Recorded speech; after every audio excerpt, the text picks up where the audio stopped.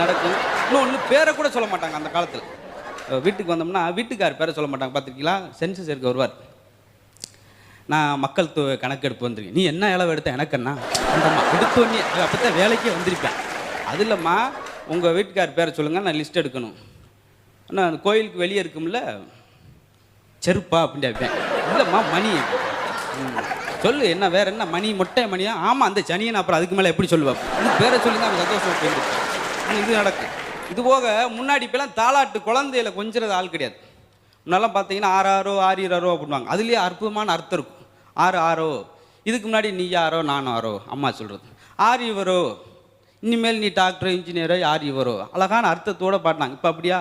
பிள்ளையை தூக்கிட்டு கொஞ்சிறாரு. எங்கள் வீட்டு பக்கத்தில் ஒரு ஆள் தூக்கிட்டு அவங்க அப்பனை மாதிரியே திருட்டு மொழி எடுத்தோடனே அப்படித்தான் சாவி. அவன் பாவம் எடுத்தோடனே திருட்டு மொழி எப்படி படிப்ப? களவாணி புத்தி.